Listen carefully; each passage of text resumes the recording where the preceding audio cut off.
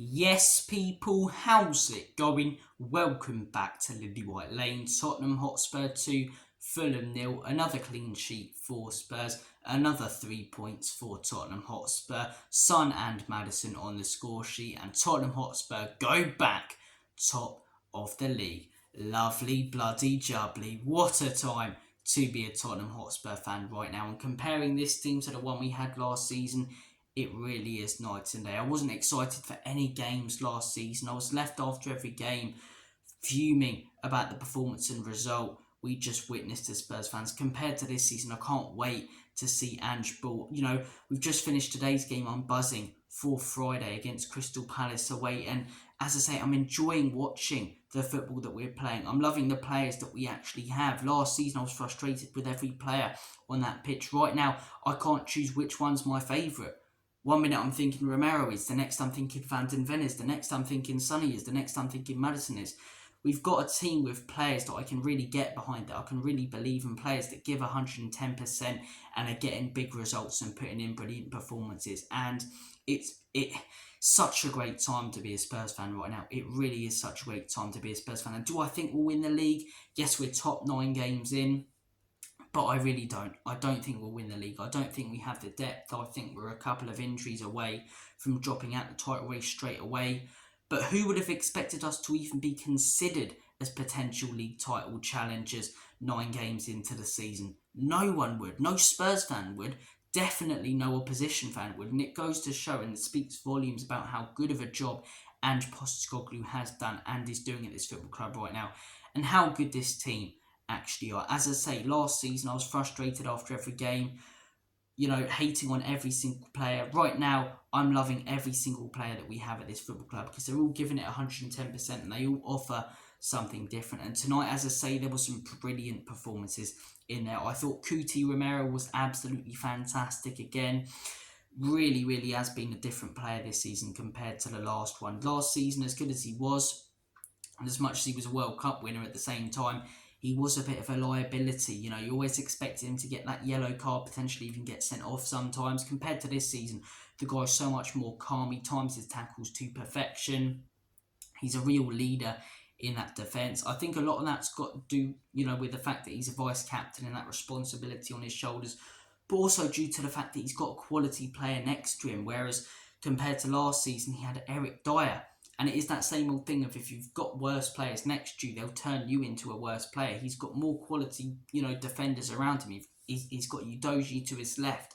He's got Mickey Van den Ven. He's got Porro to his right. He's got these quality players in that back line next to him that turn him into the better player that he is. So, look, I think Romero was absolutely fantastic today. Sonny, again, the guy's been absolutely outstanding this season. Maddison, again, Mickey Van den Ven played a huge part in that first goal. And both of our goals come from our brilliant press. The first goal, as I say, we pressed them brilliantly, pressed them hard.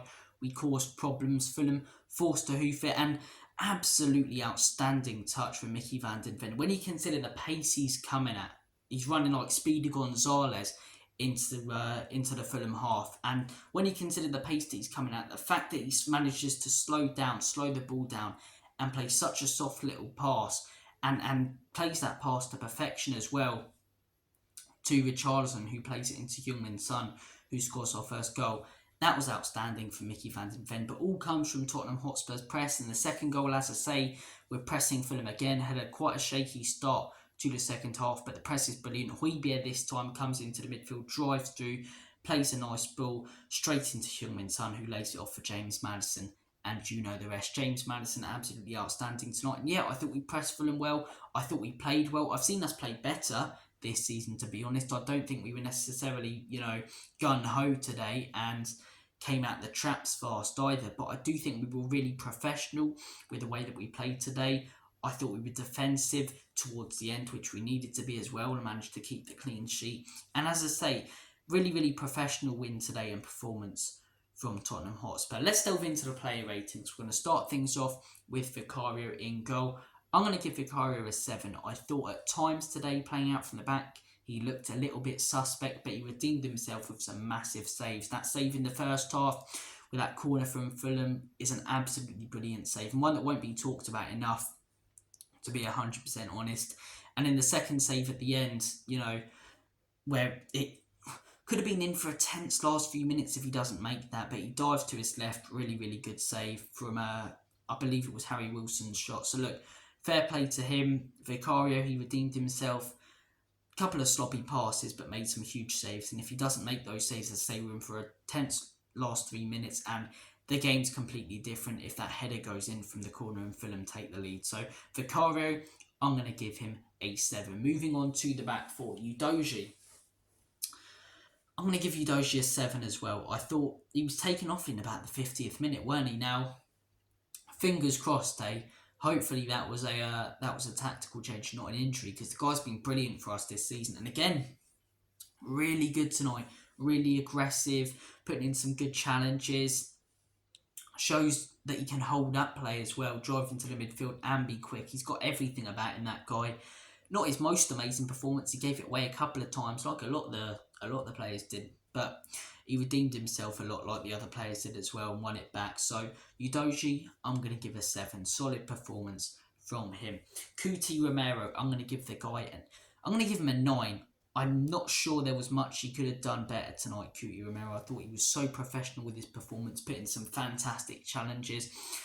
The tackle that springs to mind is in that first half where Fulham are pressing us up. I believe it's 2-on-2, and he gives the Fulham player space. I can't remember exactly who it is. Shows him on the inside and then just takes it off him so easily. And as I say, some of the tackles he put in were aggressive, but also composed. And yeah, he was just outstanding tonight. Outstanding in the air, won some brilliant headers, outstanding on the ground.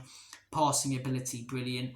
Cuti Romero gets a 9. I'm not sure there was much more he could have done better tonight, and he was absolutely fantastic when it comes to everything he did. Mickey van den Ven, I'm going to give an 8. I thought Mickey was very good tonight as well.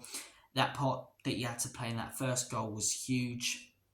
Fair play to Mickey. The guy's joined the club, made such an impact, and as I say, him being there and him being a more quality defender than Eric Dyer, in my opinion, has turned Cuti Romero into a much more professional and better centre-back in general. But as I say, the pace of Mickey van den Ven, we saw it a couple of times tonight, we just blitzed back.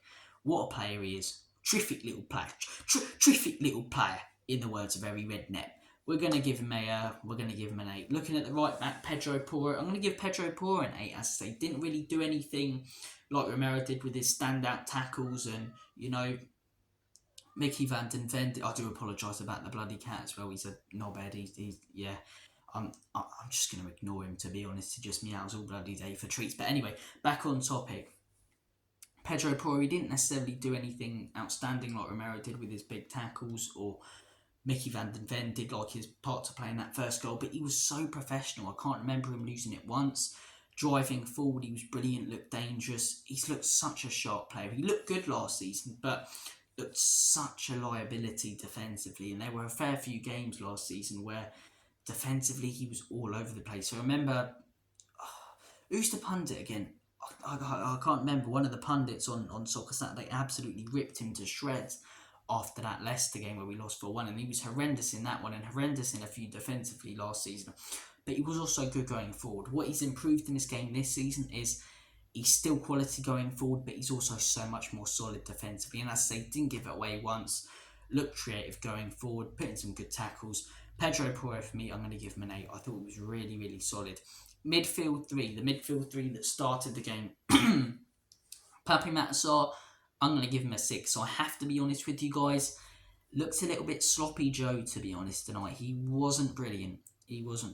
So I'm going to give the guy a 6. He didn't necessarily make any huge mistakes, but I think some of his passes and the accuracy of them weren't on point.